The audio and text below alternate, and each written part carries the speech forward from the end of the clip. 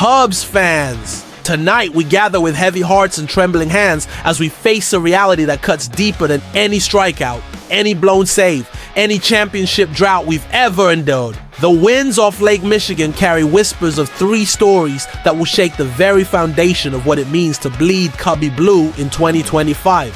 First, we've lost our North Star, a legend whose quiet dignity taught an entire generation what it means to play the game the right way.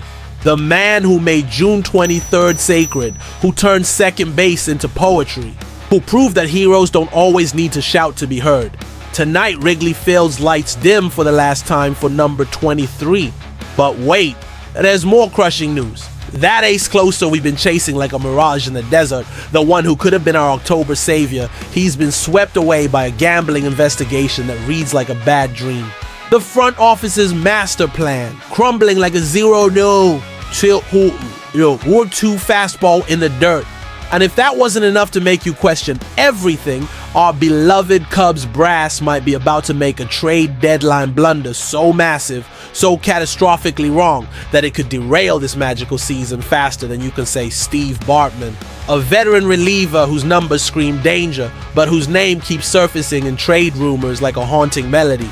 3 stories, 1 heartbroken fan base. Infinite questions about what comes next. This is about more than baseball, Cubs fans. This is about a legacy, about hope, about the thin line between glory and heartbreak that we walk every single day in this beautiful, torturous relationship we call Cubs fandom. Hit that like button if you're ready to feel every emotion the baseball gods can throw at us. Subscribe if you understand that being a Cubs fan isn't just about wins and losses, it's about family. It's about faith. It's about never giving up even when the universe seems determined to test our resolve. Comment below and tell us, how do you cope when everything you believed in gets turned upside down in a single day? Because tonight, Cubs fans, we're about to journey through the valley of shadows together. And the first shadow is the darkest one of all. The loss of a man who embodied everything we hoped our heroes could be. Ryne Sandberg, is gone. Let that sink in for a moment, Cubs fans. The man who made us believe that second basemen could be artists, that quiet leadership could move mountains, that dignity and class could coexist with breathtaking athletic greatness. He's taken his final at-bat in the game of life, and we're all left standing in the batter's box, wondering how we're supposed to swing without our greatest example watching from the dugout. At 65 years old, after battling metastatic prostate cancer with the same quiet courage he brought to those impossible diving catches and clutch 2-out hits, Rhino passed away on Monday, July 28th, surrounded by his family in the comfort of his home. The same hands that once turned double plays with balletic grace now rest forever. But his legacy, his legacy burns brighter than the Wrigleyville lights on a summer night. This isn't just about losing a Hall of Famer, Cubs fans. This isn't just about saying goodbye to 9 Gold Gloves, 10 All-Star selections, or that magical 1984 MVP season. This is about losing the embodiment of what it means to be a Chicago Cub. When Ryne Sandberg stepped into that batter's box on June 23rd, 1984, against Bruce Sutter and the hated Cardinals, when he launched not 1 but 2 game-tying home runs in front of a national audience, he wasn't just changing the trajectory of a game, he was changing the DNA of Cubs baseball forever. Harry Caray's words echo through Wrigleyville tonight. How wonderful is it to have a kid like this up on a pedestal for our youngsters? Because he fits the whole description of what you'd like your little kid to be. What you'd like your little kid to be? Not just a superstar, not just a champion, but a human being who played the game with respect, integrity, and an unshakable work ethic that made everyone around him better. Think about this, Cubs fans. Sandberg once walked away from $16 million, because he felt his performance wasn't meeting his own impossibly high standards. In 1994, when athletes were already becoming corporate brands and money was king, Rhino chose honor over cash, principle over profit. He literally retired because he didn't think he was giving Cubs fans the excellence they deserved. That's not just old school baseball. That's old school character in a world that had already forgotten what character looked like. From those 123 consecutive errorless games that seemed to defy the laws of physics, to his comeback in 1996 when he proved that passion never truly dies. Ryne Sandberg wasn't just our second baseman. He was our moral compass, He showed us that you could be great without being loud, that you could be a superstar without losing your humanity, that you could represent Chicago Cubs baseball with a dignity that made even our enemies respect us.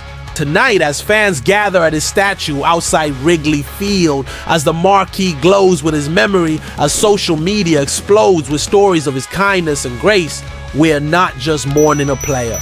We're mourning the end of an era, the loss of a standard bearer, the silencing of a voice that never needed to shout to be heard.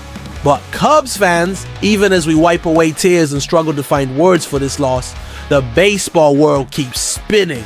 The trade deadline approaches like a storm on the horizon, and our beloved team faces decisions that could define this entire season.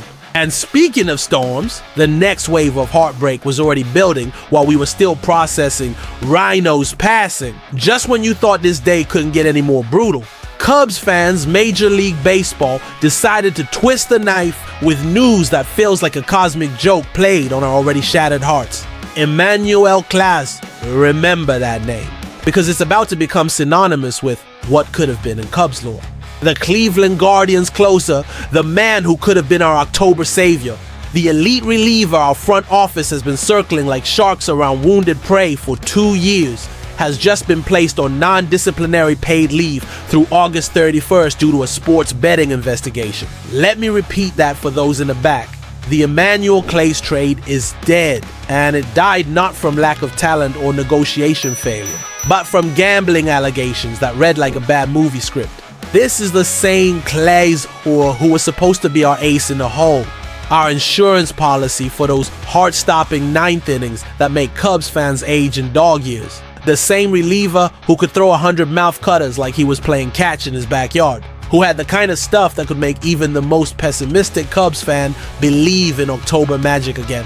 Now, he's sitting at home, presumably watching Netflix while MLB investigators dig through betting records and text messages, trying to figure out if our potential trade target was compromised by the same gambling demons that have been haunting baseball since Pete Rose made "I bet on my own team" the most expensive 4 words in sports history.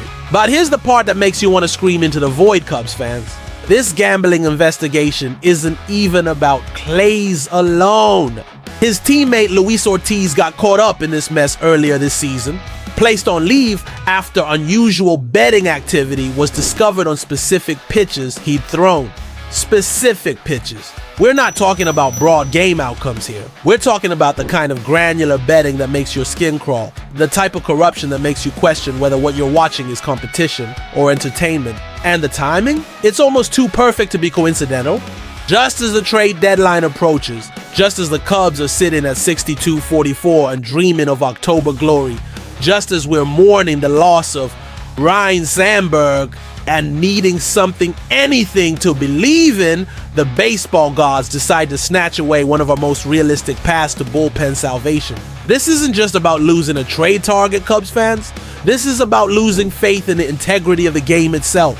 When you can't trust that the pitches being thrown are legitimate, when you have to wonder if that slider in the dirt was strategic or purchased, when elite closers are getting investigated for gambling violations, what are we even watching anymore? None. Clase was supposed to be part of our salvation story. The Cubs finally getting serious about October, finally willing to trade prospects for proven talent, finally addressing the bullpen concerns that have haunted us since forever.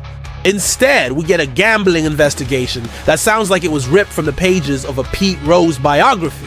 And the worst part, the absolute worst part, while we're dealing with this mess, while we're trying to process Rhino's death and navigate this gambling scandal, our front office is reportedly zeroing in on another reliever, one whose numbers should send every Cubs fan running for the exits faster than fans fled Game 6 of the 2003 NLCS. The name will make you sick, Cubs fans. The statistics will make you question everything, and the possibility that this might be our big deadline move.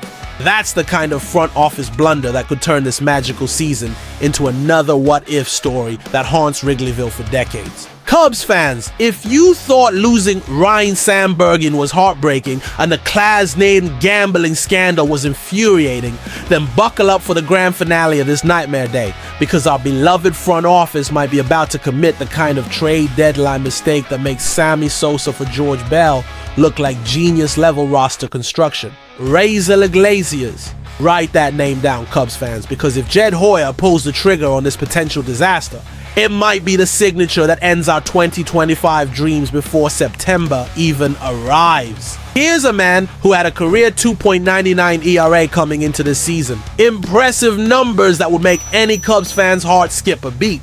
But here's what those pretty career numbers don't tell you. Iglesias is currently sporting a career worst 4.97 ERA in 2025 has allowed double the home runs he gave up in 2024, 8 versus 4. And has seen opposing batters jack their average against him from .160 to 250. These aren't small red flags, Cubs fans. These are billboards screaming danger ahead in neon letters visible from the Sears Tower.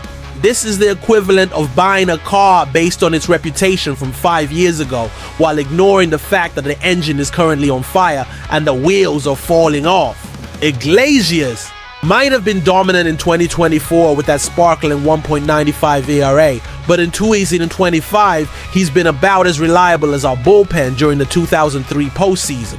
And yet, with Emmanuel Clays now radioactive thanks to gambling investigations, with elite relievers flying off the trade market faster than beer vendors clear the stands after last call, our front office is reportedly interested in a pitcher whose performance this season suggests he might be one batter away from surrendering the game winner in Game 7 of the World Series. This is exactly the kind of panic move that has defined Cubs baseball for generations. Cubs fans, when Plan A explodes in our faces, goodbye, Clays. When the obvious choices become unavailable, when desperation starts whispering sweet nothings about potential and buying low on proven talent, that's when organizations make the trades that haunt them forever. Remember, this is the same franchise that once thought giving up future Hall of Famer Greg Maddux for absolutely nothing was a reasonable cost-cutting measure. The same organization that watched Sammy Sosa hit 600 home runs while we got George Bell's final gasps. The same front office philosophy that has turned wait until next year into our unofficial motto.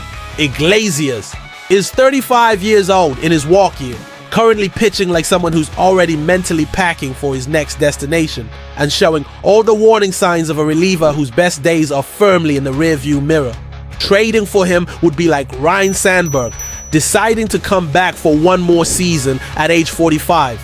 Technically possible, emotionally appealing, but practically suicidal. Cubs fans, we've lost our hero in the weeded Rhino.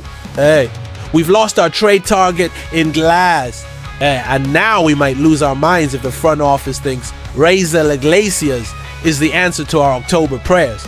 With Kyle Tucker giving us one magical season, with this team sitting in position to make real noise in the playoffs, with everything finally aligning for something special, this is the moment when we need to be smarter, not more desperate. Hit that like button if you're tired of watching Cubs management snatch defeat from the jaws of victory. Subscribe if you believe this organization owes it to Ryne Sandberg's memory to make moves worthy of his legacy. Comment below and tell us, what would the Rhino do if he were making these deadline decisions? Because Cubs fans, on a day when we've lost our greatest example of how to do things the right way, when gambling scandals are making us question the integrity of the game itself, when panic moves threaten to derail our best season in years, we need to remember what Ryne Sandberg taught us about standards, about excellence, about never settling for anything less than our absolute best. Rhino didn't accept mediocrity from himself, and we shouldn't accept it from our front office. Not today. Not ever. Not when his statue stands outside Wrigley Field as a permanent reminder of what Cubs baseball can be when we refuse to compromise our standards. What would you do if you were calling the shots right now, Cubs fans?